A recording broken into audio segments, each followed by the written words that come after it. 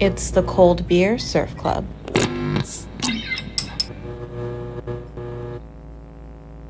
Well, I haven't had a beer probably since your bachelor party, so. Cheers.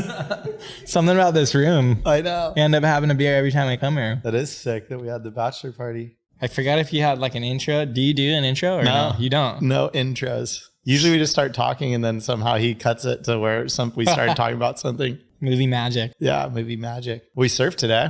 We did. Together. Yeah. That was nice. Well, kind of. You surfed one wave. I surfed another wave. But across the channel. We were there at the same time. Totally. I know. That was sick. I goofy footed out. I surfed a 1 foot dribbly left when the right was chest high and pretty good. But I surfed by myself, so that was cool. Totally. Yeah. We tend to do that a lot. Yeah. No, it's good. At any time. Goofy versus regular. Yeah, goofy foots definitely carry a different mindset as far as like waves that, or at least in our area, because if there's any shot of going left, you have to capitalize and you have to take it. So heck yeah, that's my headspace whenever there's a dribbly 1 foot left.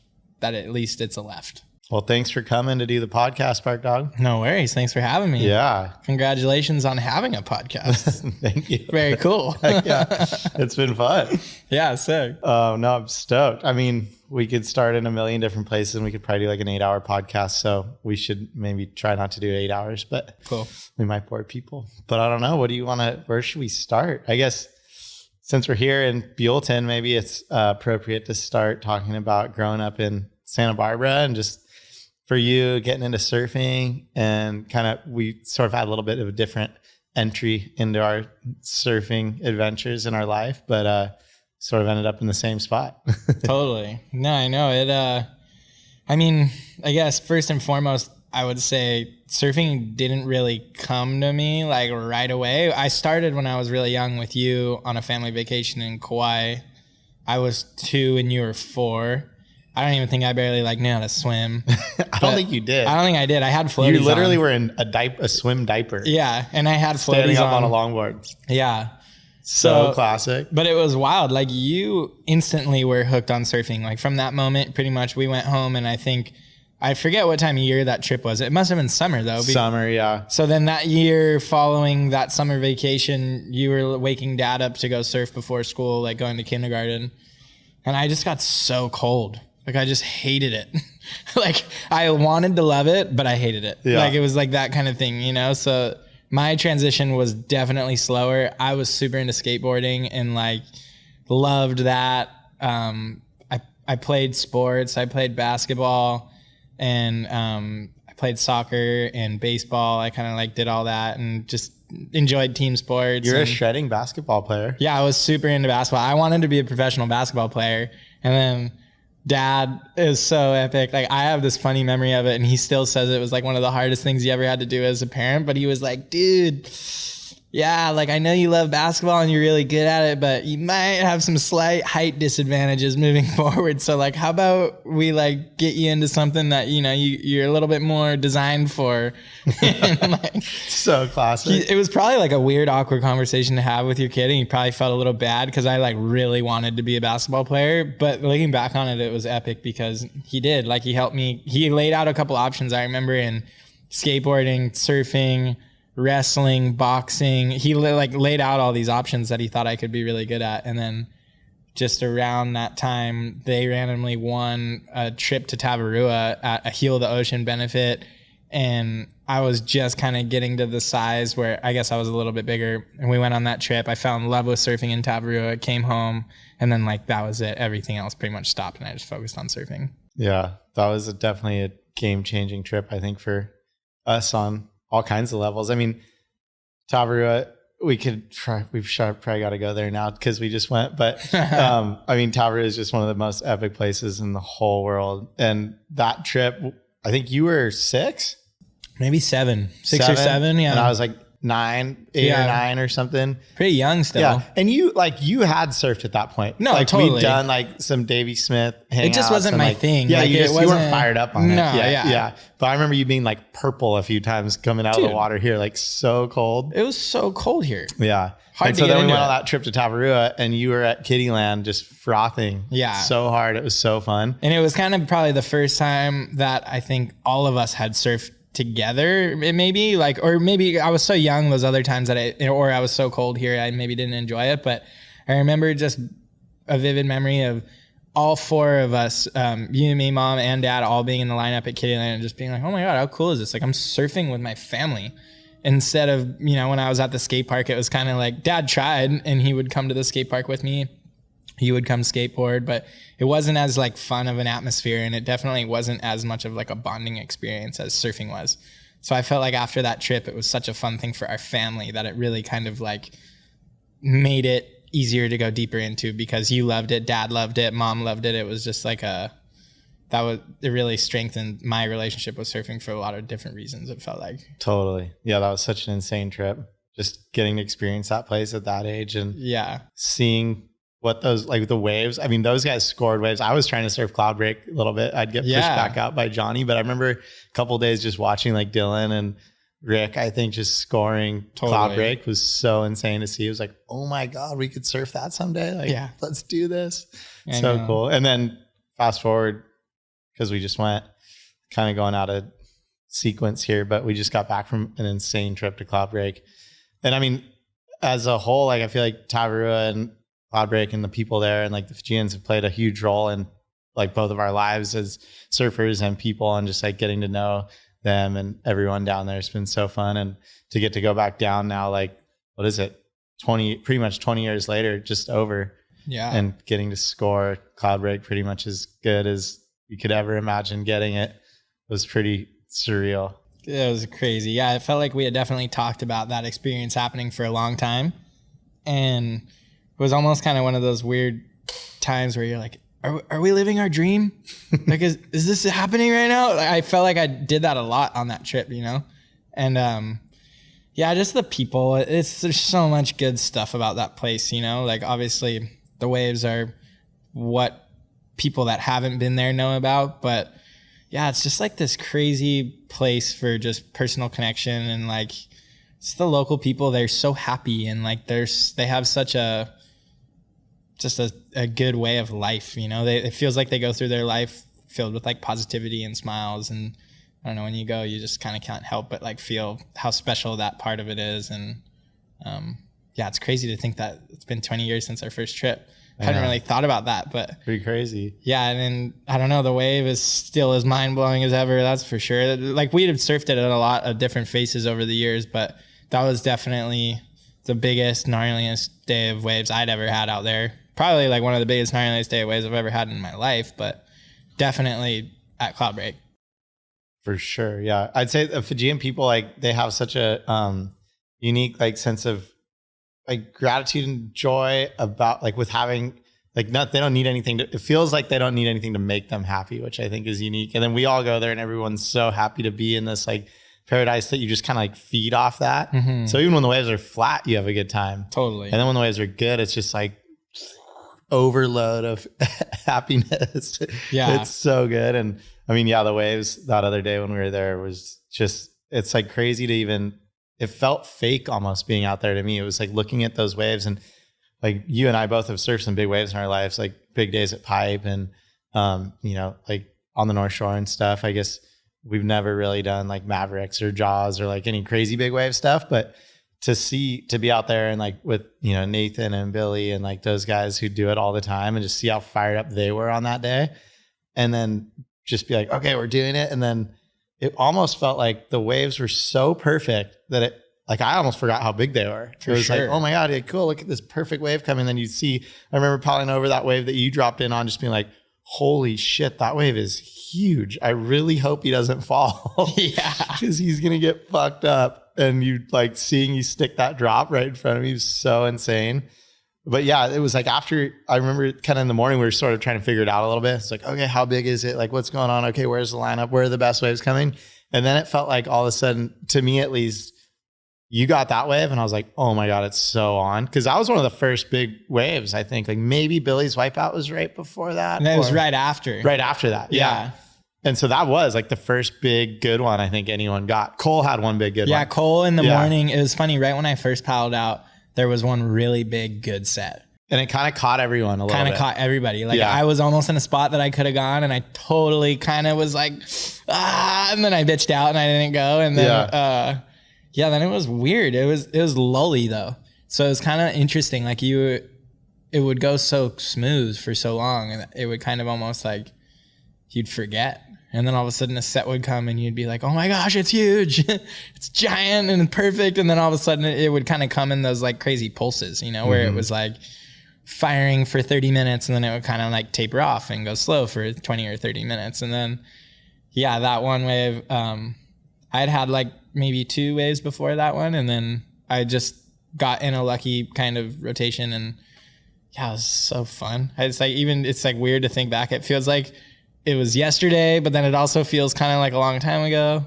But yeah, dude, so lucky to be a part of a day like that. And just our crew. How good was our crew? It was so sick. Like, yeah, how you said Billy and Nate were there, and we had Benji Brand, we had JoJo Roper, we had, you know, there's a lot of other guys out there, but I felt like all in all, it was just a really good crew. And it was an inspiring crew in a sense of like, everybody was kind of like hyping each other up and psyched on each other's waves. And, you know, what you said, we're not necessarily big wave surfers per se, but we like surfing bigger waves. You know, like I don't think I'm like a small wave surfer, but I don't think I'm a big wave surfer by any means.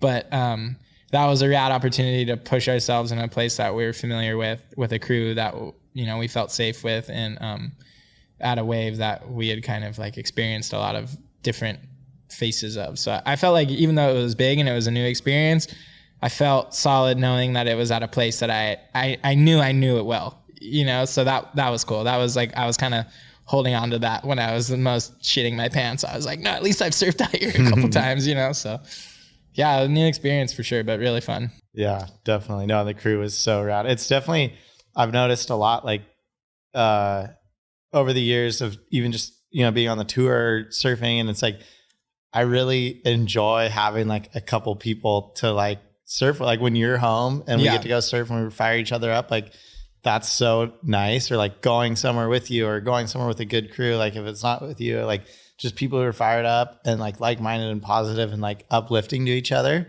Cause then it kind of feels like, whoa, there's no ceiling here. Like that's kind of how I ended up feeling that day at Cloudbreak after a while. It was like, oh, this is like insane. I'll go on any one of these waves, you know, if my turn comes.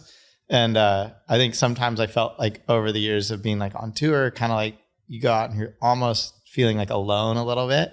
And sometimes it's harder to like keep that like energy and like positive, like the momentum going.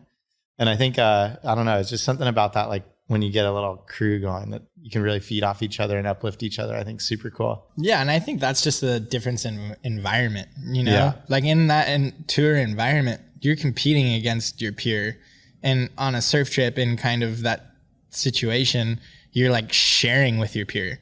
You guys are like figuring out together, and you're talking about what board you're going to use. And like, I don't know, it's just a different experience. In some cases though, but I could see like that day at Cloudbreak, if there was like 20 super gnarly guys that were just like, raw, like it might not have been as like, like sharing positive of an experience. It might have been like, I'm getting mine, you know? Totally. So I think that was super unique too. On that day, it was like everyone kind of had a similar mindset of like, whoa, we're just so stoked to be here. Yeah. And we have a rad crew to share this with. So it was like really, everyone was stoked to see the other guy get a really good wave too. And there was enough of them. Yeah. And I feel like that maybe is kind of unique on good days of waves. Totally. I don't know. I haven't been a part of too many insane sessions like that, but like a day at Pipe when it's firing, you know, it's way more like if it's that guy's turn or that person, that guy's on it, and it's like, this one's mine, you know, and there's not maybe that many, and there's so many people. So it's just sort of a different experience. Like you kind of, it's almost like you're going into battle on a day at Pipe, and you're like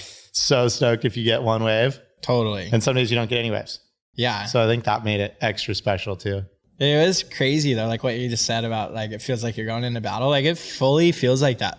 Like that morning that we woke up and, you know, and you're like, you know, the waves are going to be big, you know, like, I mean, like that morning when we were all paddling out, like, did you think about dying?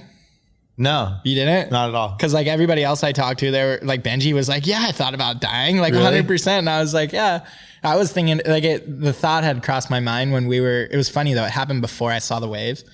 It was like that crazy morning sunrise when we were going out on the jet ski, and I knew the waves were just going to be psycho.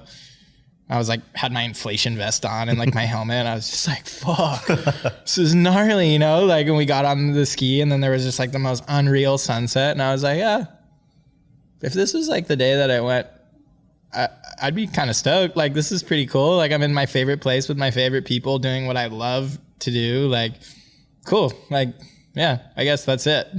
if that was like how it were to happen, you know, it was all good. It was almost kind of just like I got the thought and the feeling away. Like, it's all right. Like, it would be okay. Yeah. And yeah, I don't know. So you never thought about that? Because I know Benji told me he did, and Billy. I never asked Billy.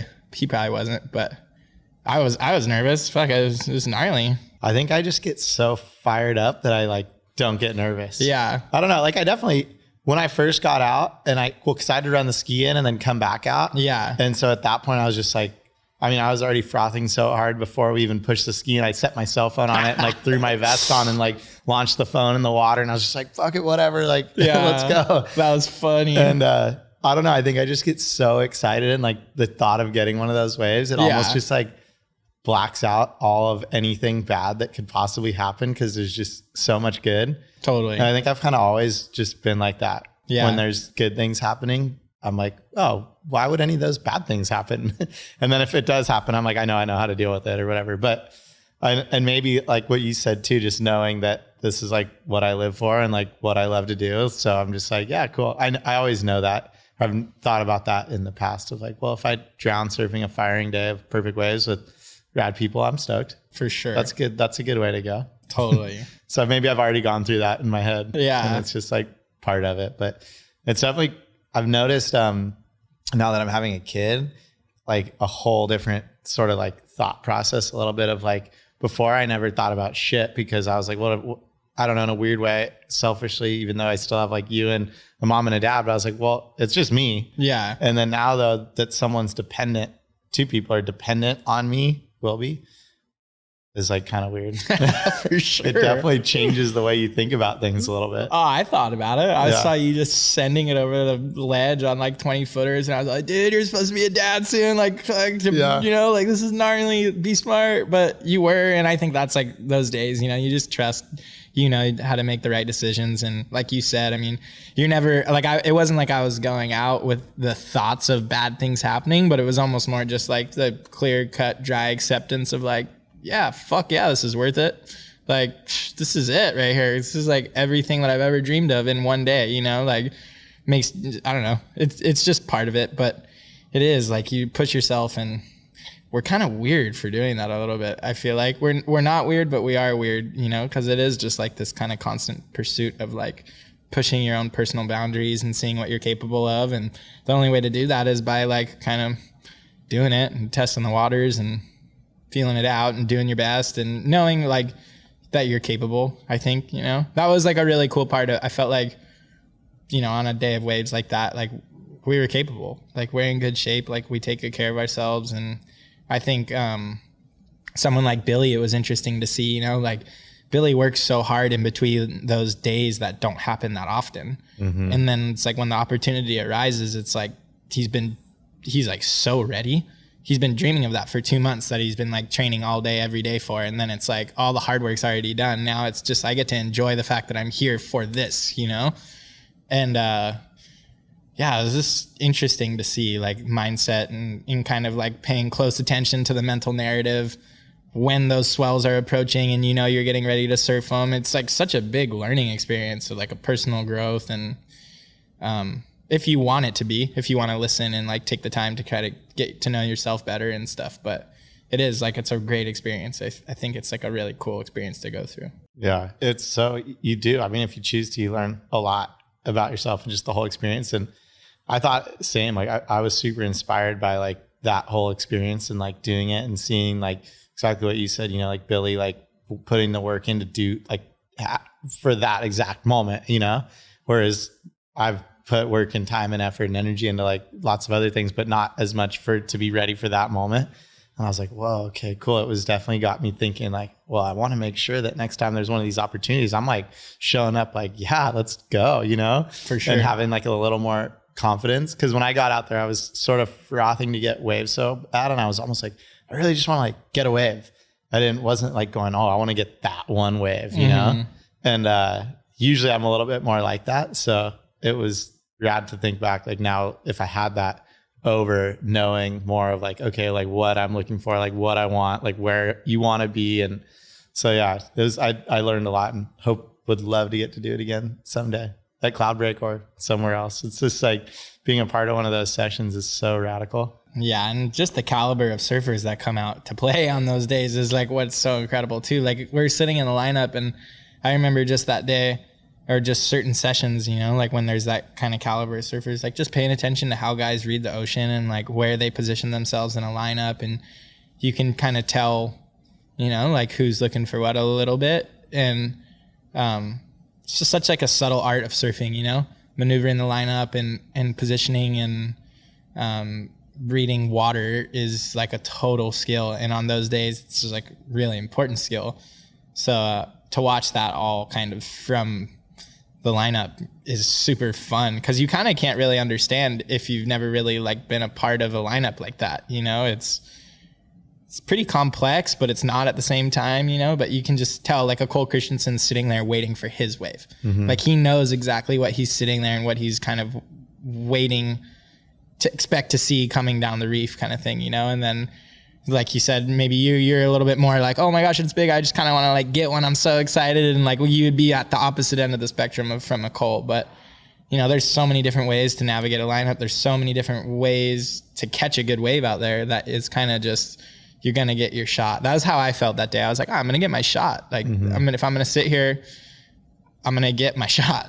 Is like, I was nervous that I was like, oh shit, I'm gonna get my shot. But I was like, I know that when the opportunity comes, it's gonna be mine shot to like do it. You know, there wasn't a huge crowd to navigate or whatever. So yeah, crazy cool experience. Totally. Well, I mean, that's pretty much like the pinnacle. Yeah. we jumped up to the pinnacle. We got to work backwards now. Yeah.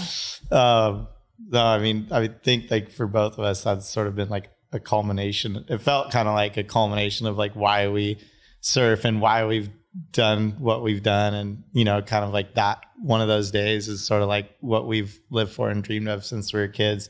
At least I felt that way. And to like, you know, obviously being on tour, like I was rare, maybe never be able to do that or be there for that. So it's kind of cool that for me, I felt like, okay, sick. Like this kind of was like, okay, I've kind of turned this next page in my career, and like to be able to go on one of those strike missions with like you and Benji and just, you know, good friends and score like the best waves of our lives. Like that was like sick. All right, cool.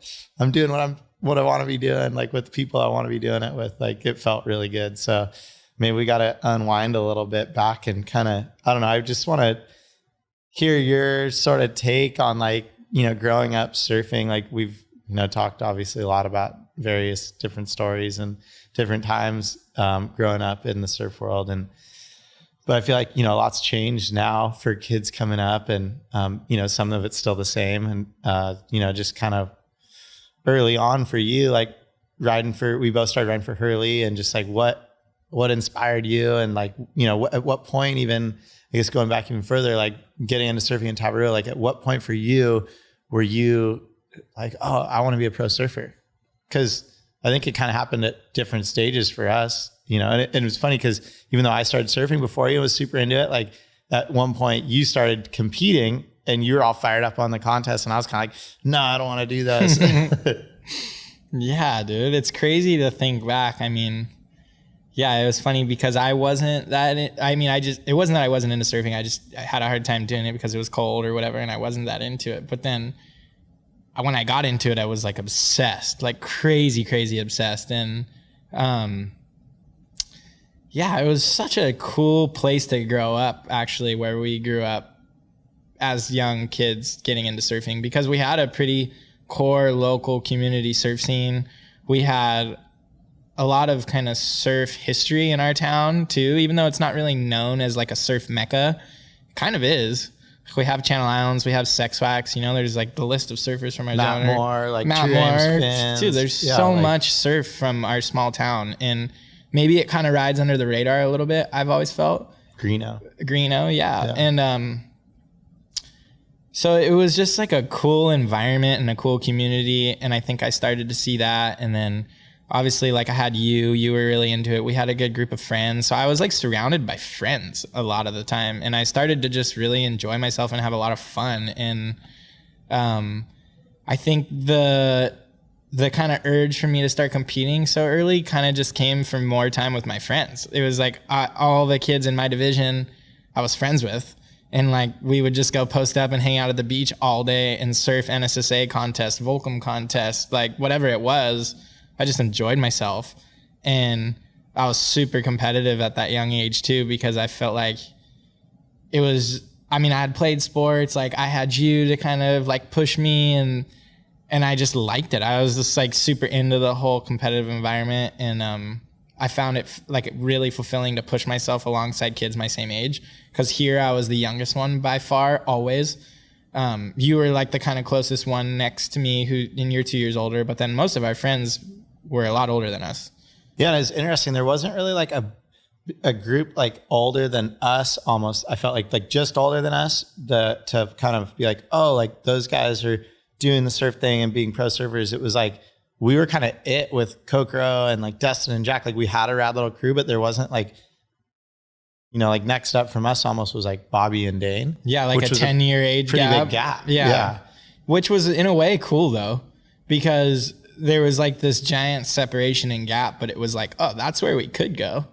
Like that, these guys are like 10 years older than us, but like they're at the pinnacle. They're like doing it. So I always thought that was really inspiring.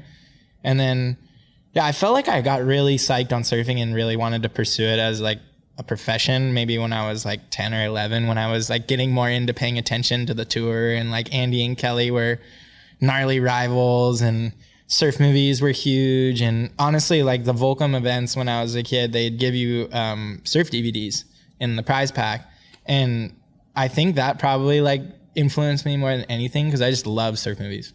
Like since day one, I love the fact that surfing itself is like a creative expression on the wave, but then when you video it and there's all these companies and like there's all this creative stuff that like comes from riding a wave that like brands package and do all of that. So I just like became a huge fan of like surf media, because I just thought it was so creative and so cool. And kind of the pillar of that was the Volcom movies, you know, like Creepy Fingers and Stony Baloney, Magnaplasm, Football Schmutball, the Bruce movie. Like there was just all these crazy surf movies that I had that I loved. And then, you know, Globe and stuff like that. I just got like super into, I just thought it was so fun. Like you could make art, visual art off of surfing, you know? And yeah, I just have followed it ever since. And I think for me, like whether it was competing or making surf videos or whatever it is, like I just kind of have maintained this like pillar that joy has to be like the center of wherever my direction is. Like, not to say that I'm not going to have like hard times and like challenging periods where things aren't all like sunshines and rainbows, but it's like, I just have to be enjoying myself. It's so much easier for me to get into things and so much easier for me to put time and effort into something if I love it. And so I just have like made sure to do whatever I need to do to make sure I'm having a good time surfing. And, you know, Dad actually for us, when I was kind of competing more and when we were young and really getting serious, he kind of sat us down. I don't even know if you remember this, but he was all right, boys, I'm all for it. Want you guys to chase your dreams of being competitive surfers or whatever. But I got one rule. And the only rule is that if it ever starts to become not fun, you got to call it, because you have to surf with me still. And like, if this shit gets in front of you wanting to surf with your dad, then I'm over it and I don't support it. And then it was kind of weird, but like I went through that phase where it was like, dude, I just wasn't enjoying it. I was just like losing so much. I was traveling so much, but I wasn't really traveling. It was like, I was like flying to all these places, but then I would just like lose. And then I was gone so much that I would just like get on a flight and go home. So it wasn't really like I was traveling while I was, you weren't like, it's when you're competing, you like are, but especially on the QS, like you're going to these places that are kind of remote, kind of, it's not like you're going to that place to enjoy necessarily what that place has to offer and the culture and all the other things that if you're like, I'm going to freaking France for 2 weeks and I'm going on vacation, like, and I'm going to surf. I travel in a really different way now. Yeah, totally. It's like I travel with the intent of traveling. Yeah. A lot of people don't understand that about being a competitive surfer is it's like, you go there to focus on the contest and you're not necessarily like going there to like experience that place. Sometimes you don't even surf very much. Yeah. Sometimes you don't even surf that much. And it was good. Like I always tried to make an effort, especially once I got on the CT. I think it was easier because you're going to like kind of better locations and stuff, you could actually, and you had more time. Yeah. You could enjoy the place more. But on the QS, it's a lot harder to do that, I think. Yeah. And so that kind of just got to me a little bit. And then also it was like an interesting time period for me because you and I had really like, we had done so much together for pretty much like our whole life, right? Like we had pretty much traveled, and even when I started the QS, you were still doing the QS. I think we had maybe 2 years together on the QS. Kinda. Maybe not almost even? like not even. We sorted it like I'd been doing it for a couple of years and you weren't. And then we did like the 1 year, the year I qualified, we pretty much was the first year we got to do it together. Is that right? I Yeah. thought we had maybe 2 years. Year and a half. Like Kinda. maybe I was only in the We were Challenger only doing series. some the Yeah. first year, and then because you weren't in the Challengers, then I think the next year, We there did. wasn't a Challenger series. It was just I It don't was even just remember. all of them, So it was like we could go to some together and some we couldn't. Yeah. Maybe there was a couple you didn't go to with me. Yeah. But I know we went to Australia and I sucked, and then Brazil we did good, and yeah, so it was and then I qualified that year. So then I kind of was like, all right, later, Yeah. and you're all, oh shit, I'm Yeah. down here doing the QS freaking. And it was the first time since maybe in forever that we weren't like kind of doing something as a team, because now we're going in like a whole different direction, but because we could talk about Young Wise Tales too, but we'll get to that. Okay. But it was like, yeah, we weren't doing things together. I was on the CT, and we couldn't do trips together anymore really. And even though you got to come to some contests, it was like very kind of like all of a sudden going in two different directions, which felt sort of weird. Totally. It was like a hard time for me because it was an interesting thing to kind of realize how much I had relied on you, and like you kind of just being a trailblazer and being the older brother. I think it was a really good lesson for me as a younger brother to learn, though, how much we benefit from having an older sibling kind of like lead the way and show us the ropes. And, then all of a sudden you were gone, and it was like a pretty radical adjustment period for me to just like, oh, whoa, I'm like doing this by myself. Like, wow, Connor was helping me get groceries. He kind of knew where the lay of the land was a lot of the time. So it was a really big like personal growth step for me. And I did that for 2 years and like had some results and enjoyed it, and like traveled with friends, had like a killer competitive experience, and but then ultimately it was kind of just like interesting realizing that like, oh my gosh, do I love this? Because at that premier high level, like it's super competitive. And like, I just remember kind of coming to the realization of like, oh my gosh, like all I want to do is just like go surf. And like the deliberate practice that needed to happen for me to become a successful surfer, I just like realized. A successful competitive surfer. Sorry, yeah, a successful competitive surfer. Yeah. I just realized like, I don't really want to do that. Like it feels like if anything, like my own personal strengths like point to a different direction. And then, so I was kind of like feeling like that. And then I went through a weird phase where I kind of like lost a lot of my sponsors and was just like pretty lost, like following those couple of years of like figuring it all out on the QS.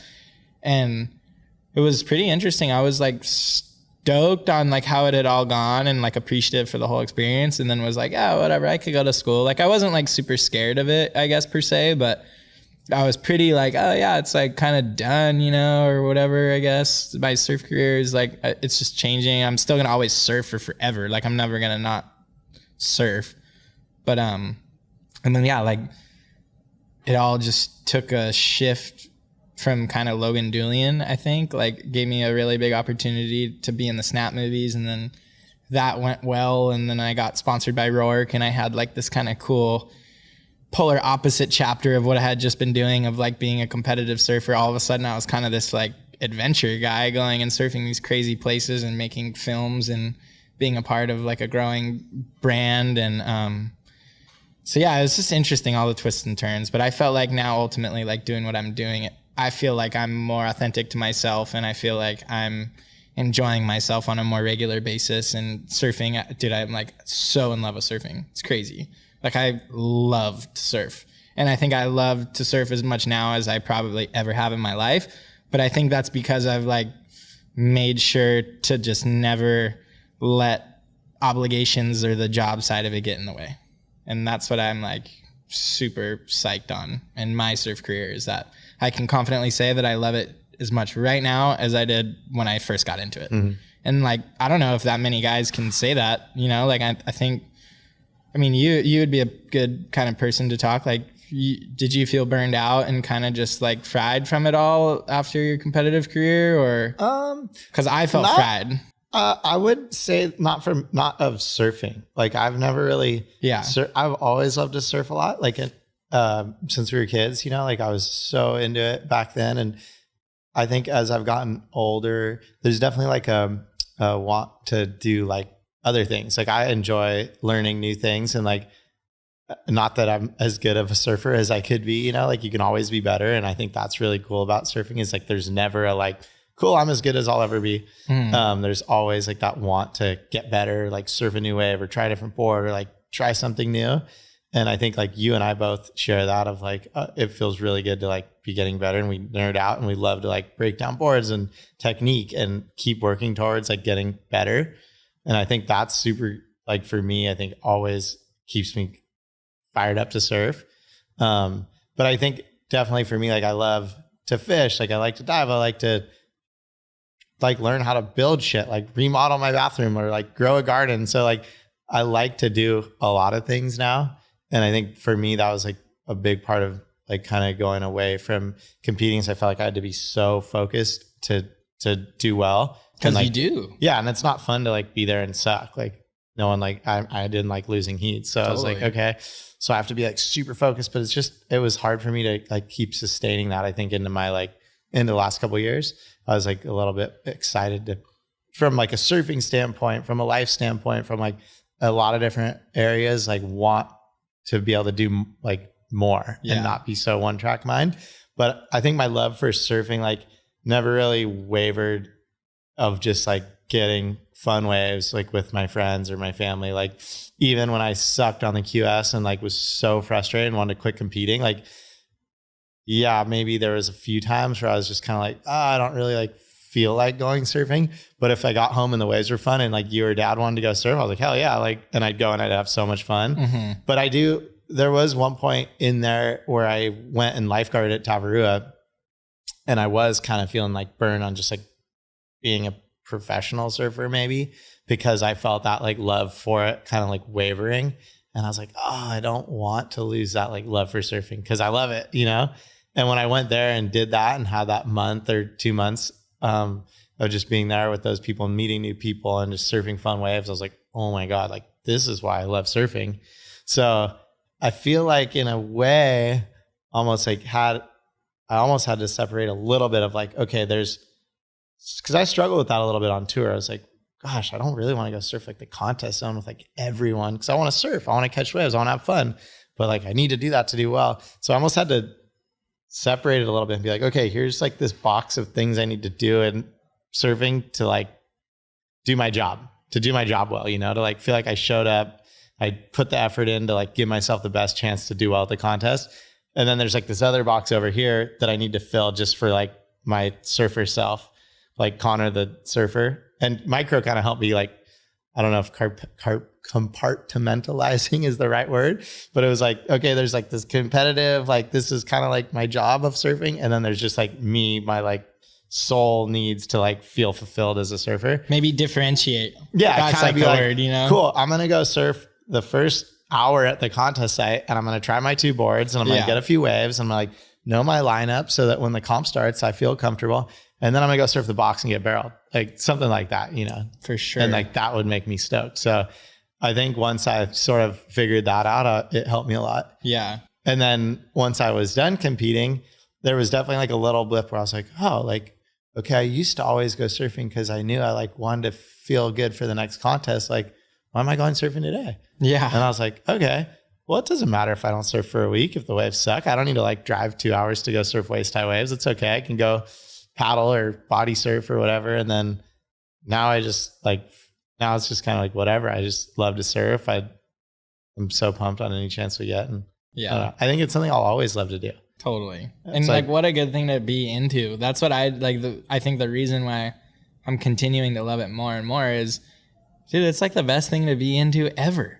Like it keeps you outside, keeps you exercising, keeps you honest with yourself and your fitness level. because if you're being a piece of shit, surfing definitely lets you know. And when you go paddle out and get caught inside, you don't feel good. So it's like such a good thing for life, it feels like. And now it's kind of weird because I notice myself getting the most inspired by the littlest kids and then the oldest guys. And now I get the most fired up when I see an older surfer get a good wave, because the guy's still out there doing it. You know, like our kind of local legend is Andy Newman.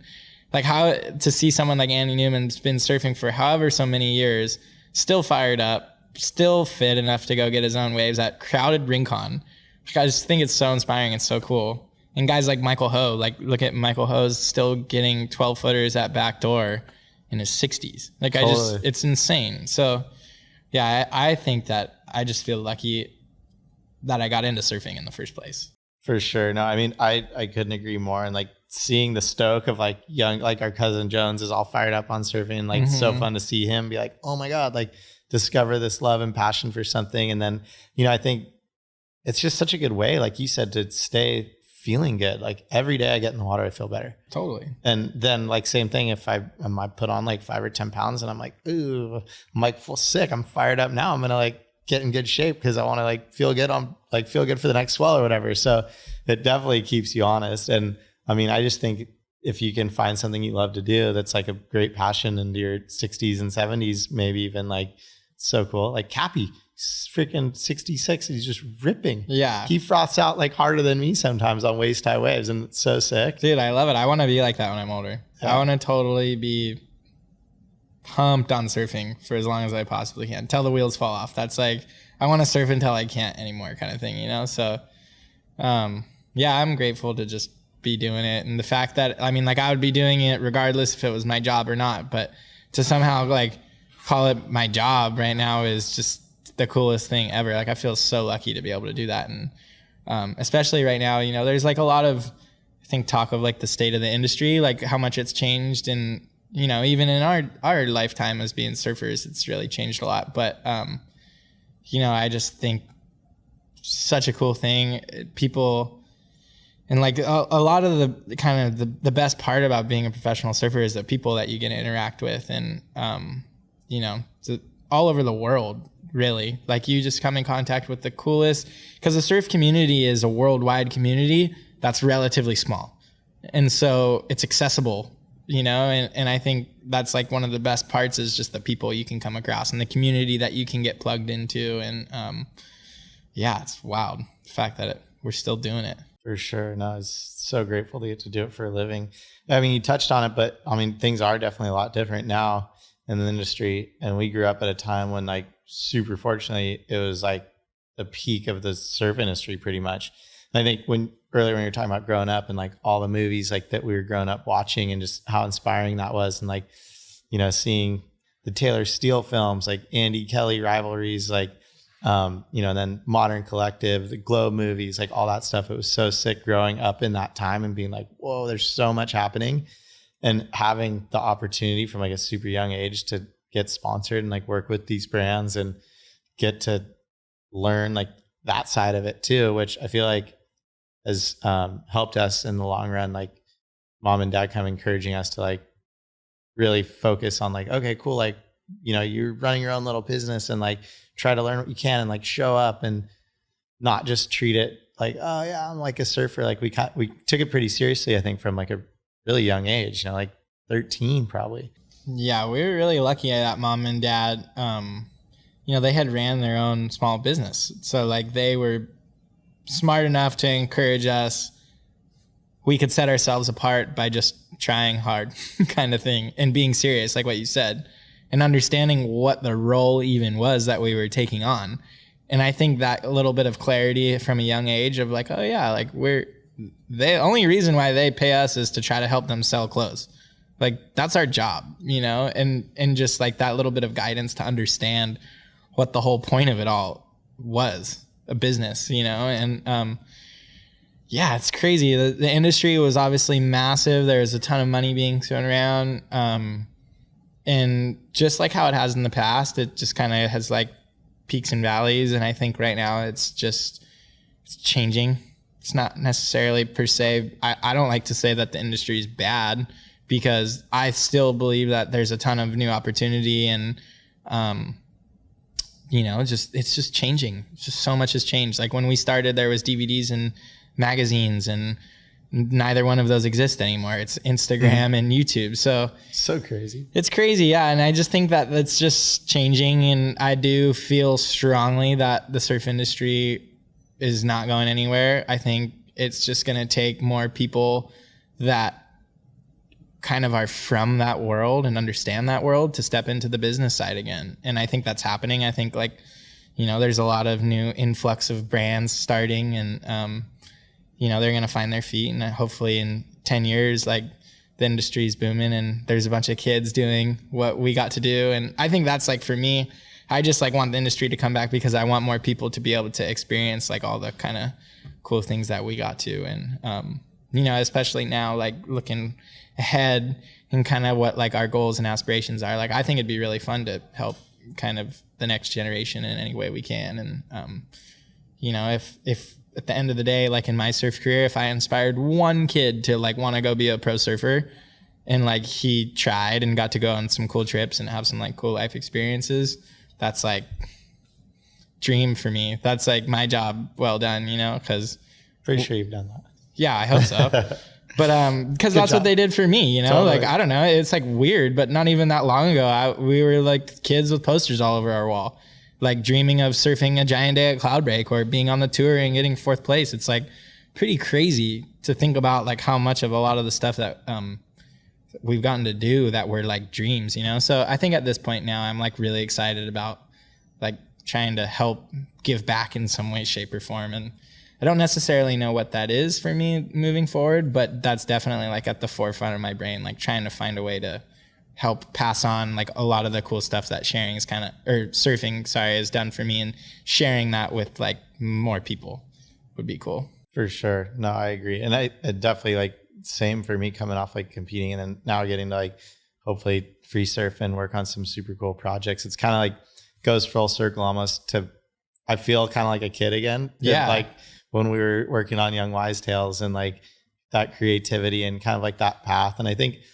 for you, like that was sort of unique, is like you kind of when you made the conscious decision to stop competing, the original free surf like career wasn't there almost anymore, where it was like, oh yeah, like when we were kids, it was like you go on mag trips and you could get a couple of photos in the mags and like your sponsors are stoked. You get like a video part here or there. It's like you're killing it. Whereas when you decided to stop competing, it was like a little bit of an open canvas in a way, and like in a little bit of a scary way too, because it's like, oh shoot, like what do I do now? And I think it's been super cool to see you find a way to create like a career and like use your creativity and go for it. And like it worked out. Yeah, thanks. It's just sick. Yeah, it was definitely scary for me. And like I definitely, at the time that I was thinking about it and I was kind of like talking to people about it, I definitely told some people that were like, dude, you are out of your mind. Like, do not go be a free surfer right now. That is the dumbest thing you could do. And I was kind of like, whoa.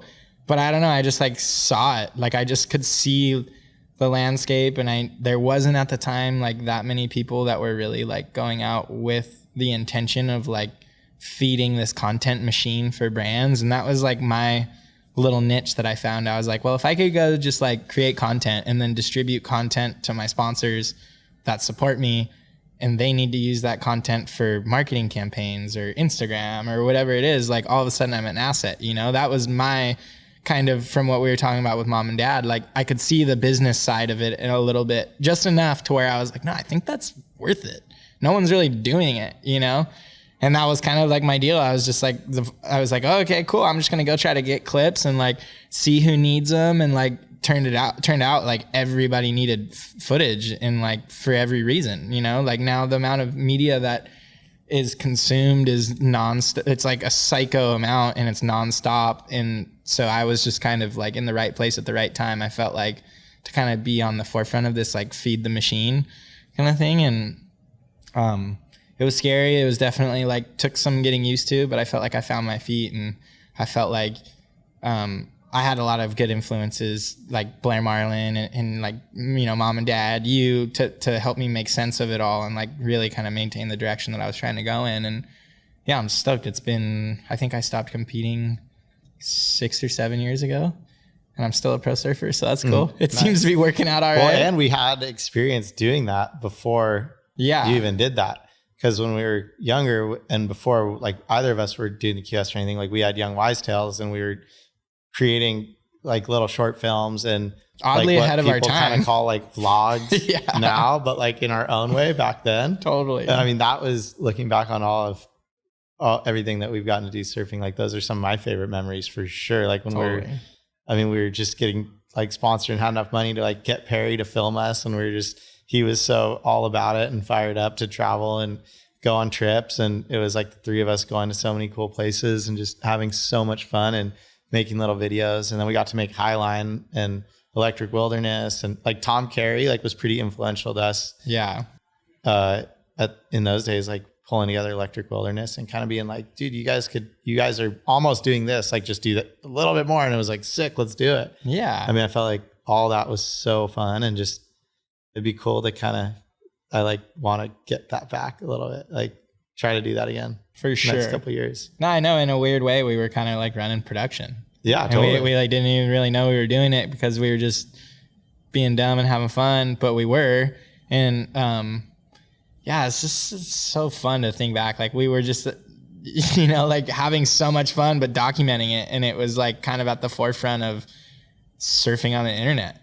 And it was, you know, now to see what it's grown into, like I would have never known what it was going to grow into, like the media, you know, all the YouTube and the vlogs and all that. But I have so much fun on any project that I get to do and have kind of, you know, hands-on approach with anything edit related. And right now we're all kind of working on the Snap movie, and that's like kind of the pinnacle of the projects that I'm working on right now. It's kind of like all my best surf footage, and that'll be coming out in 2025. But it's just so fun, like getting a crew together and traveling and laughing on the road and documenting it all. And, you know, then having the people around you to push your surfing and do all that. But yeah, it's crazy, dude. It's weird when you start looking at it all and like what we've done and how long it's been too. Like we started Young Wise Tales.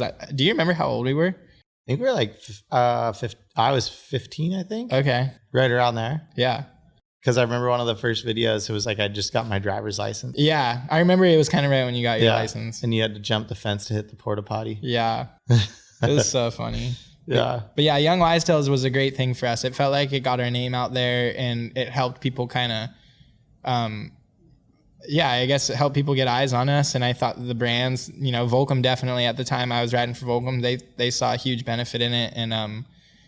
And yeah, it was huge for our surf careers too, because we could have the video to be able to analyze our surfing. Mm-hmm. And I look back on that, like how much we've actually been able to film and how much that has contributed to us getting better and enjoying getting better, because you can kind of go through the footage and watch boards and your body and, you know, really kind of understand what getting better even means and that whole process of it too. Totally. Yeah. And working with Gurr like those years too was super fun, like filming and checking out all the footage and like really being able to like break down and analyze like technique. And he's gone on to create a whole world around that with Wave Key, but like working with him was super helpful for all those years too. Totally. Yeah. Gurr was super influential in a lot of ways for our surf careers. I felt like still is. Yeah, I still pick up the phone and call him, you know, if I have a question. Gurr's a good guy and helped us a lot through our career. Yeah, we've had a lot of super good people that have helped us. Been lucky. Uncle Dave. Yeah, Dave Latinsky, Blair Marlin, yeah, Toma, JP Garcia. It was pretty sick. Like that, I was thinking back about that too when we were kids. Like growing up, we actually had a really good crew that we could surf with and like run like mock heats and stuff. I mean, we surfed together like every day, me, you, and Kokoro for years.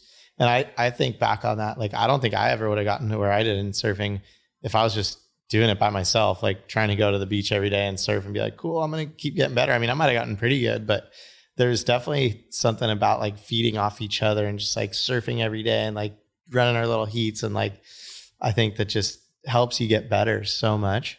I think you see that same formula kind of happen right now with that whole San Clemente crew. Yeah. And it's like on a bigger scale, you see that at different places all, throughout your life. And it's like San Clemente right now, like a couple of years ago, Brazil was like so tight and all those guys were like hanging out and pushing each other. And it's rad to see like how that can progress like a group of people. Yeah. And that's what it is though. You just push each other 24/7. And I think sometimes you don't even realize it's happening because it's just friendly fire. But whenever you're in the lineup with other good surfers, it raises your level. And I think that for me was actually the hardest adjustment off of kind of competing and then becoming a free surfer or being home or whatever. I miss being around the caliber of surfers because that's super inspiring to be around the best of the best at what they do, and so yeah, it's just you need that, I think, as a kid, that environment to kind of like push you and kind of just light a fire under your ass to try hard. And there's always kind of this, like someone will be doing better than someone at some point, and then you'll kind of get in rhythm and kind of even it out again. But yeah, this our childhood and our crew was great. I don't think if we weren't brothers, I don't think I probably even would have been a pro surfer. I mean, I wouldn't have probably surfed because you didn't. If you weren't around, I probably would have never started. But I definitely don't think that if you stayed, if you got out of surfing, I wouldn't have been a pro surfer. I don't think. I think it was a good thing for the both of us to have each other to kind of constantly push and evolve each other through all the different phases. Totally. Yeah, it's so fun. I wanted to talk a little bit about just Hawaii and like spending time over there too, because that was a place for both of us. I think that once we got over there and like growing up, we felt like it was so important. I remember like Chris sitting us down and telling us like, all right, boys, like you got to go to Hawaii and like freaking charge. We were kind of like, okay. And we went over super young with Hurley actually for the first time. And then like when you started riding for Volcom, obviously like the Volcom houses and just like how sick Hawaii was. And I think just building it up in my mind, at least like for the first time going over there and just being like, oh my God, this place is so gnarly. And just all the stories and all the movies and like everything you'd see, like Bruce movie and football, schmootball, like all that stuff was like so sick to then go there and like experience it. And it's changed a lot over the years, but the waves are still there and like the level of surfing's always been there. And yeah, just those early years going over there were super fun. Well, so cool. And it's crazy because surfing in the North Shore is unique in a sense because if you're, I don't know, just for sake, like if you're super into basketball, imagine like being able to go like walk up onto a court and like play basketball next to LeBron James. Like you can pretty much paddle out at Pipe and like go sit next to Kelly Slater, or you can go see Derek Ho in line at Foodland. And as a kid, like when we got over there, I was just, oh my gosh, this is it. Like I remember we walked down the bike path and I saw like just all your favorite surfers. And I just remember being so blown away that like the whole world literally was like coming to this tiny little stretch and surfing for X amount of months every year. And yeah, everything, just the people, the waves, it was just a radical scene to kind of like start to understand, and lucky for us, we had Chris Malloy and we had people that had kind of helped us understand, like, I guess a little bit of like a roadmap, how to start and like just the right and wrong ways to go about being there. And felt like we always tried super hard to do the right thing and, be respectful, and taught us a lot, I think, about surfing, obviously. But like I look back on my time at the Volcom House and how much it just taught me about life and like, I don't know, just respect and, like what to do and what not to do. Yeah, what to do, what not to do. And just, I remember being like a 13 or a 14-year-old kid and like being at the Volcom House and kind of understanding that like if all I did was just whoever walked into the house, if I just stood up, whether I knew them or not, smiled and shook their hand, and if I didn't know them, introduced myself, and if I did, say hi. Just that one thing, dude, like just that was like a game-changing thing, because then I started to meet a lot of people in and around the Volcom House, and then you see them out in the lineup and kind of the way that the hierarchy works of the North Shore. And like it was just such a cool place because it was like the epicenter. So I was learning from the epicenter, like I'd wake up and have like sleep in my eyes, and I'd walk down and like Derek Ho would be sitting there drinking coffee, talking about the swell coming in that pipeline. And I just like at the time maybe I didn't even really realize how crazy of an opportunity that was. But looking back, like I just am so grateful for the whole experience and to be able to kind of like be in an environment with those kind of guys and learn like the do's and don'ts and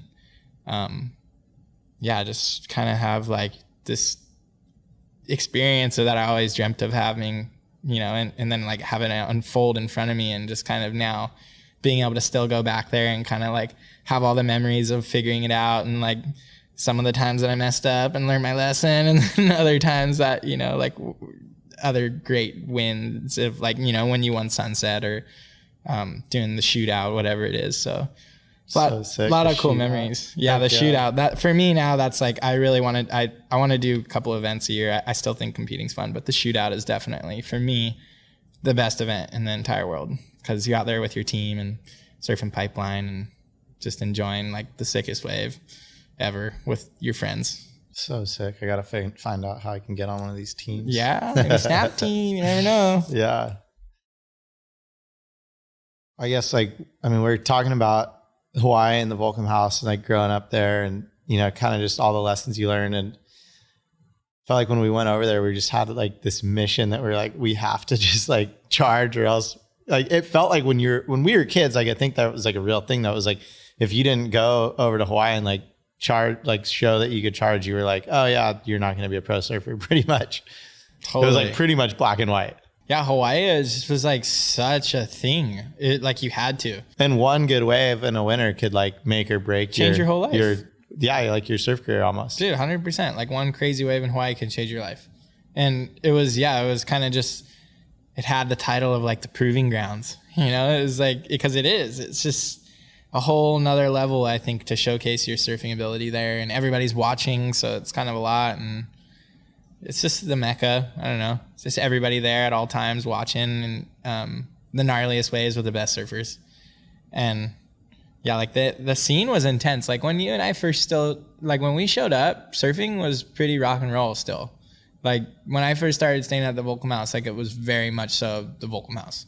And I was like, intimidated and scared and like nervous of it all, but super psyched to be there and just like pretty much soaking it all up 24/7, but we started young and we had some good advice and it kind of just, felt like we listened and we tried always really hard to maintain like a respectful kind of interaction with the people and the place itself and the lineups and all that. And what was it like having to stay in the dungeon? Staying in the dungeon was sick. Yeah, the Volcom House, like I said, it was like scary and intimidating and stuff, but those guys were so good. And Ty Van Dyke, Kai Borg, Dave Riddle, Jason Shibata, Kaimana Henry, JD Irons, like there was Tom Doslin, there was a radical crew of guys that were, that was home for them. Like they lived there full time. And like when I first showed up, I was just like so tripped out on the whole scene and seen it in all the movies and heard all the crazy stories. And I showed up and they kind of like gave me the rundown and they're like, yeah, cool. Like this is your bed. And it was just some like musty, just stinky, dank, dark room in the dungeon with like, 14 dudes crammed into a room. But I was just like so honored to call it my bed. And they were pretty much just like, yeah, you just surf pipeline and do chores and you can stay here. And I was just like, fuck, okay, cool. Like, what are the chores? And like, sweep up and clean the toilets every once in a while and do dishes and do the whole deal. And then, I did all that. And then like when pipeline would kind of start being pipeline, I would try to paddle out and get some waves. And it was crazy. I felt like I just like the second I did my chores and then if I would somehow go out and even if I didn't make a wave, if I just like tried to go on a big wave, those guys would be pretty fired up and like give me some props. And I kind of like started noticing that it was a thing that if I kind of charged, I'd get some props. And then I just kind of started being a little reckless and probably a little dumb and just started, packing closeouts and doing that whole deal. But I did I swear it was working. Like I would go pack closeouts and get some photos. And then the next year I'd have a little bit of a better bed. And then like the next year I'd go and I'd kind of have a pretty good season. And the next year I like wasn't in the dungeon anymore. I'd like, I felt like I really had to earn levels that I was jumping up at the Volcom House. And, you know, I started at the dungeon and the bunk beds, and then I got to end up staying in the Jerry house, looking at pipelines. So yeah, it was just a cool chapter. Like, definitely, I was super grateful to be there, super grateful to see just that era of surfing, and that era of surfing in that place too, you know, because it was just such a good environment to just be like a sponge. Totally, yeah. And yeah, it's changed a lot, obviously, since when we've been going there. But you know, those guys, like when we first started, like the Volcom House, I remember being kind of scared at times, like when the parties would be going down and some of the creatures that were lingering after hours and stuff. But I came out unscathed, so it was good. I'm still here. Nice. Yeah, it was always sick that you rode for them because they held it down so hard over there. And then I was kind of like the tagger alonger. Yeah. I could show up, and like Tom was cool, and Ty and everyone, like, because I was your brother, it was like, okay, he's all right too. So I was always stoked that I could tag along and be in and get to meet all those guys. And like, as intimidating as it was at the beginning, like once we got to know them all, like they were so cool. And I'll never, like, one of the coolest things I ever thought, like on the North Shore, was when we were over there for Sunset the year I was trying to qualify, and Ty had us over for Thanksgiving, and we got to hang out with all those guys and like have full Thanksgiving dinner at the Volcom House with our parents. Like, that was super special, and in a way sort of felt like it. You're like, oh my God, this place is gnarly. But then it was like, oh yeah, sick, we're all having Thanksgiving and like having a good time, like a family experience, you know? Almost demystified it in a way. Yeah, those guys, I mean, it was gnarly. Like, I was super intimidated when I showed up. Like, I was definitely like nervous, but I think I figured out pretty young that if you were really intimidated and like scared and timid, like they'd kind of be able to tell, you know, not necessarily like the guys that were running the house that I was around all the time, but some of the other people that were coming through the yard and kind of I was interacting with. But yeah, they can like sense it a little bit if you're really intimidated and fearful. And I was just like, that was kind of what I was saying about just learning how to, even when you're intimidated and a little nervous and like feeling uncomfortable, just get up, go look them in the eye and shake their hand and say hello. And like that one thing for me was so important. Totally. You know, and like it taught me kind of how to be more comfortable with myself and social interactions, and then also show respect when people come through the door that, you know, like deserve respect. And yeah, it was really cool. Super good experience for me. Fun chapter in my life, and really grateful that I got to do it when I did.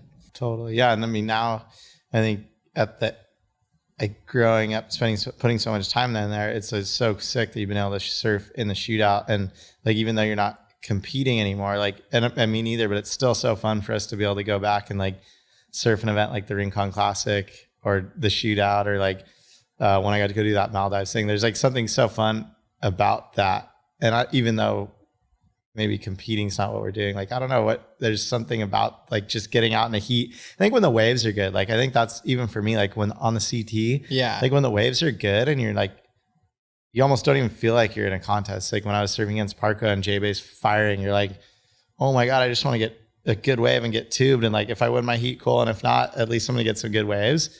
I think that always like was the draw for competing for me. And, you know, obviously when the waves are like waist chest high and onshore and shitty, and you're like trying to freaking surf against some super gnarly small wave guy, you're like, fuck. But it's like when the waves are on, it's just so fun. So fun. I think the act of paddling out in a heat will never get old for me. Like, I'll always think that's fun, you know, even if it is like 1 foot in shitty waves.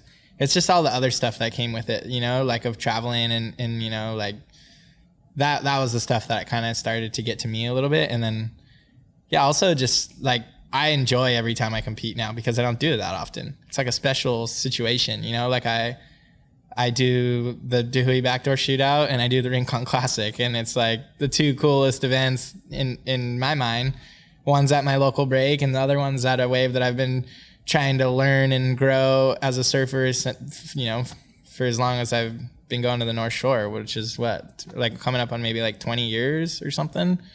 So yeah, and like the shootout, it's like, it's obviously an event, but it's not at the same time because it's more of like a jam format and you're out there with your team competing as a team. there's an individual component too, but like you're out there with your team. So that environment of competition, it's a different environment. It's much more kind of you're a group and doing things together and encouraging each other. And that's the thing. I feel like surfing is so cool. Like you should, like I have a hard time at a regular surf event. Like one person's leaving as a winner and everybody else, it feels like a loser. It's like, I want everybody to win. You know, that's like what I feel like for me. Like if you're surfing, you're winning, and like should never feel like a loser surfing, because you're winning the lotto by even being a surfer in the first place, you know? Yeah. I think like, I don't know. I never felt like a loser when I'd go to contests, but if I got some good waves and surf some good heats, I was stoked no matter what, you know? And like, I even think sometimes I'm like, man, like if there was a contest at like J-Bay that I could just sign up for next week, I'd probably do it. Yeah. Like, cause it'd be so fun. Totally. Like I do like competing. I think it's just gets to the point when you're going through all the hoops and like doing it for a long time that you're kind of out. But like going out in a heat with like 1 or 2 or 3 other guys and surfing good waves and pushing each other, it's like, it's such a fun feeling. But you can do that free surfing. That's the thing, is it's like, you don't necessarily need a competition to push yourself with other surfers in the water. No, not at all. And that's like, if anything, it's just that there's no one else out then. Yeah, that's I know. the good that's part. the good part about contests, is that you're surfing premier waves with nobody out. Hopefully. That was the idea. Yeah, that was the idea at least. But yeah, it's crazy. Like I noticed too, like I'm super competitive, but I'm like really competitive with myself. And I feel like I know what I'm capable of doing on a surfboard. And like, that's my competitiveness, is like, how can I unlock in my own experience of that session, like how to be on, you know? And like, I'm competitive with myself and like feeling on, like how often can I create that feeling? And like, how can I do that when I'm outside of my comfort zone at 20-foot Cloudbreak? And can I do that at knee-high 1-foot waves at Emmawood in the summer? And like, that's where like my, I guess, competitive kind of, my inner competitiveness comes out now, is like, oh, what's my performance level? Like, can I push myself to like increase my performance no matter what? And so I still feel like I have a competitive outlet in free surfing because of that. But then I still do, like, you know, the Rincon Classic is a fun opportunity. It's like, just, I'm not going to chase competition all year long and make that my only thing, but to be able to kind of like show up and dabble and like say hello to this thing that I was once like super, you know, that was like my life, is super fun. And I enjoy it. And how about like, I mean, we both had some pretty gnarly injuries. I guess that kind of goes along with the pipeline conversation. From back, I mean, you never really had actually a bad one at pipe, huh? No, I've had a couple pretty good ones. Remember when I was really young, I hit my ribs and my shoulder. Yeah. I had that one, and then I hit my face at off the wall, and I got those like 20 stitches in my face. Yeah. I've had a couple. Yeah. A couple stitches in the head from my board over the years, but yeah. I've had some really gnarly wipeouts at pipeline. Yeah. But luckily, I mean, for the most part, I've been okay out there. But I've had some bad surfing accidents other places. I got, when I was 19, at Kandui, that was a really bad one. It was just like a really big, good swell, and we were pushing it and kind of surfing it on lower tide than we probably should have been. Then I slammed and I hit my shoulder, my head, and my foot, and kind of like went unconscious and got brought back to the beach. And so that was a really gnarly experience. And then even just last year, like I had a really bad one in Barbados. Just kind of like a weird situation. I don't know, like just fluke kind of accident. I just fell off in a weird spot and pretty much got pile driven into the reef on my face. That was so gnarly. Yeah, like that one, that was my worst one that I've ever had. And it was... The Kandui one was gnarly too, though, because you passed out and like Billy literally grabbed you face down on the top of the water. Yeah, like both were scary. The fact that I didn't go unconscious this time was kind of interesting, just because I hit so hard, it felt like. But it was more of like a graze. And, well, I guess no, I hit my arm and then I kind of like rolled and grazed. But just the where that was, it was like on my eyelid. And so it was pretty intense. Like definitely for me, when I was like, okay, I knew I was hurt, and I came up and I broke my nose too. So I was like, I knew I was hurt and I knew I was pretty messed up. And then I got in and I started seeing people look at me and their facial reactions to the situation. And I was like, oh, well, And then I finally saw it and I was like, okay, yeah, like, fuck, I need a hospital. I woke up to that photo. I was in Hawaii somehow. I got that photo and I was like, oh my God. I didn't think you had an eyeball. Yeah. It was gone. Dude, it was gnarly. I didn't know if I did either. And that was like the super gnarly part was like, I was trying to keep it together, but then I was also kind of like I can't see. And like, my eye is still in there. Like I knew it because right when I came up, I touched my eye and I was like, okay, I still have an eye. But then it was so swollen and so mangled. I was like, I couldn't really see.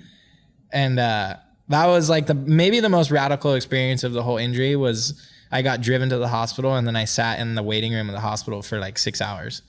And I was like going back and forth in my head and I was kind of like, fuck, is my eye there?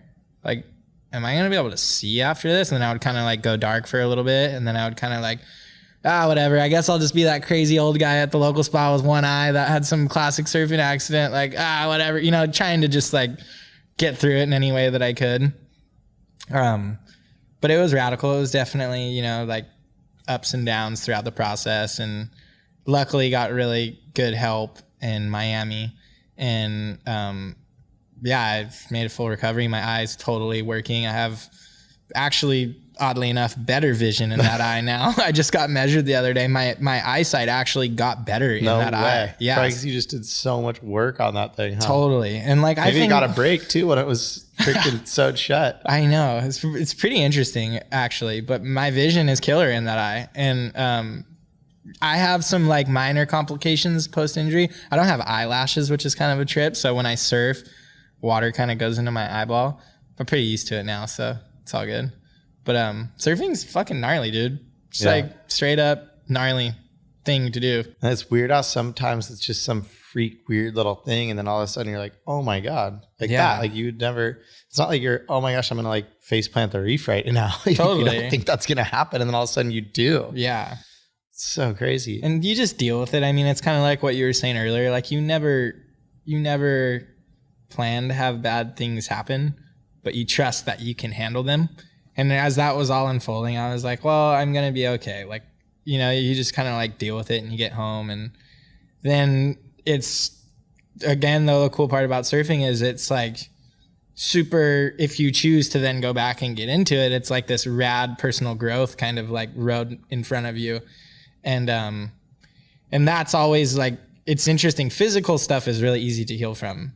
I mean, like to a certain degree, hopefully you can heal from it, but, it's mental and emotional stuff that is harder because there's no roadmap. And so like after that whole accident and like the Kandui one too, you don't really know how you're going to react to it all. You don't really know how you're going to feel the next time you're in the lineup when the waves are giant and you have like a similar scenario as that other time. Like you don't, I guess, or I wasn't thinking about how I was going to feel when I was coming back after my first bad accident.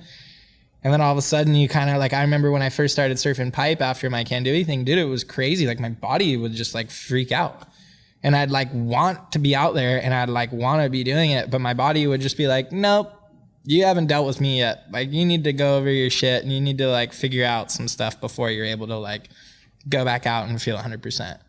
So just kind of like coming to grips with that, learning how to understand yourself and like what you need to do to kind of come back. And then this time after my eye injury, since I had kind of dealt with that process before, I was like super in tune with how I was going to feel coming back, which was awesome. And like, I kind of came back and was, just small steps. Like, I feel like that's the only thing I could say for anybody. Like whatever you're kind of coming back from, whether it's physical or mental and emotional, you just have to start taking like really small steps.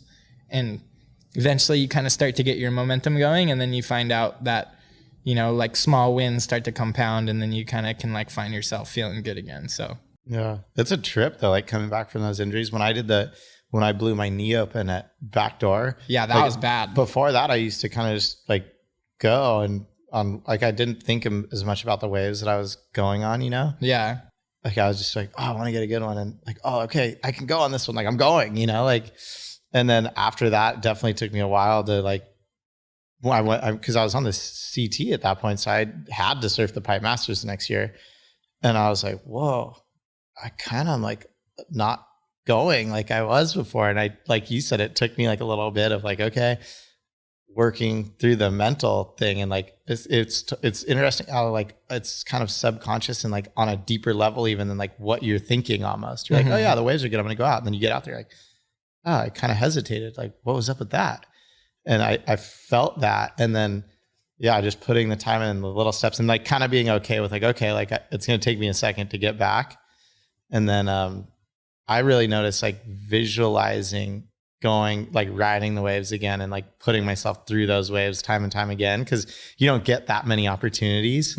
So like doing it in my head really helped me to when I paddled out for my first heat, like after that at like proper pipe, to be like, okay, cool, I'm good. Totally. And I think that's kind of, again, like it's just so interesting to hear everybody's take on how they get back, but visualizing is definitely a tool. And like for me, dude, it's like a form of visualizing. But I remember like when I was coming back from the can-do thing, I would just put on like headphones. I'd turn the volume to absolute high and I'd play these like kind of almost gnarly, stressful songs, like gnarly, whatever it was, like Slayer. And then like I'd just picture it and I'd get my heart rate up and then I'd take them off and I'd sit there and I would just try to breathe and I'd try to like get myself all ramped up, like how I was feeling if there was a giant wave coming at me. And then I'd take the headphones off and I'd try to bring myself back down as like fast as possible. And like just that process of like spiking my heart rate and getting like the visions of it all. And then being able to kind of be familiar with like, okay, this is maybe kind of how I'm going to feel in the lineup. Like my heart's racing. I feel tension in my body a little bit. And then just learning how to kind of like work away from that and like get back to feeling like I'm sitting there and I'm cool, calm, and collected. And like, so it's just, yeah, it's interesting. Everybody kind of has their own form of it. That worked for me. And then you just kind of got to do it again. And you just got to have like faith, you know, like that Barbados thing. I knew it was a freak accident. Like they can happen all the time. That was like how I like my ability like didn't reflect the injury. Like my decision to go on that wave was still a good decision. It was almost the best wave that I got in a long time. So it's like, that's the other thing too. Like I've kind of tried to not read too far into the situation, not beat myself up over like one miscalculation or event or something, you know, and understand like, yeah, fuck, you win some, you lose some. I kind of got smashed that time and, you know, I'm going to paddle out. And then we just got to surf Cloudbreak and I came home all good. So yeah, unscathed. Unscathed. But I wear a helmet now, you know, like that definitely being hurt has changed my approach in that regard. Like I'm definitely trying to make smarter decisions and I'm trying to take the precautionary measures that I can to ensure that I can come home. So that's good. Nice. Yeah. Helmets at Pipeline are a good idea. I got to start doing that. Yeah.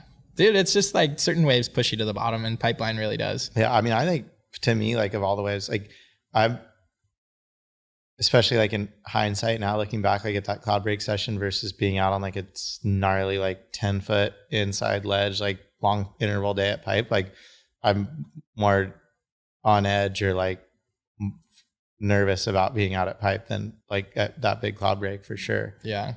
I think just Pipe, like the unpredictability of the wave, like how shallow it is and like the sand, the backwash, the crowd, like there's so many elements and there's not, like that day, every wave was perfect. Like, yeah, you could get too deep in the tube, but like, other than that, you knew kind of what the wave was going to do. Whereas like Pipe, I feel like so many times it's like, this one looks good.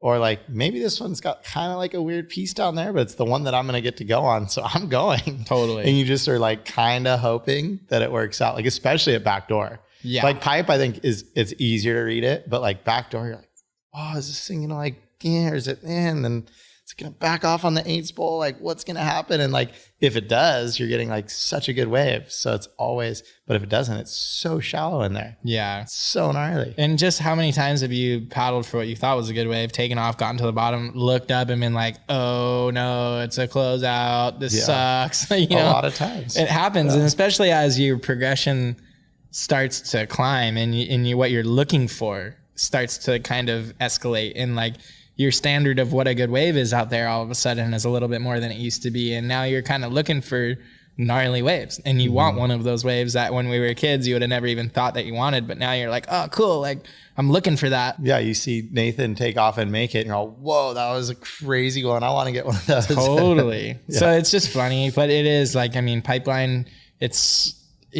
I think that's why the people that grow up surfing there, they have a special way with reading the water because it just moves so much all the time. It's just, yeah, constantly teaching you lessons. For sure. That's for sure. Well, we've talked a lot about like kind of what's been going on in the past. I mean, what about now and sort of where you are and what's going on? And we're sort of back on the same point in our careers in a cool way. Like, I mean, 2 years older than you, but we're doing similar things now, which is fun. And Totally. riding for Body Glove together, Monster together, Smith, like some shared sponsors and getting to do some trips together again and work on Snapt. I mean, I'm answering this question for you, but yeah, no, I'm super stoked selfishly that you're not on tour, which is good. Thank you for that. But yeah, dude, I'm psyched. Like I said, I'm just super enjoying surfing right now. Working on the Snap movie project is kind of like my main focus right now. But yeah, riding for Body Glove has been really cool. I'm stoked that you ride for them as well. And hopefully we get to do some cool stuff with them. It sounds like we got some fun stuff kind of going down this year.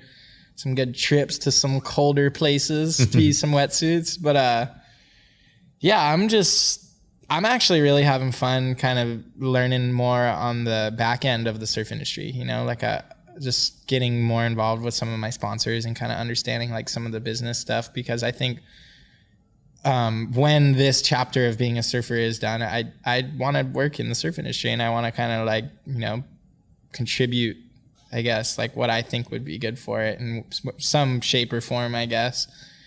So don't know what that'll be, but I think one day I would like to find myself working in the surf industry doing something. And yeah, just, you know, enjoy being home the time that I'm home and really enjoying the opportunity to travel. I'm going to Indo in about a week for a month and a half or 2 months. So just trying to find some good ways without that many people, film, ride some different boards. And I'm having a bunch of fun kind of working with Channel Islands on developing boards and learning more about board design. So that's been really cool. And yeah, I just surf. I just want to surf as much as I can. Sick. Surf as much as I possibly can. Heck yeah. And how about some advice kind of for kids coming up these days that have hopes and dreams and aspirations of being pro surfers, or maybe not being pro surfers, but just any little nuggets you want to pass on that you think would be worthy of sharing?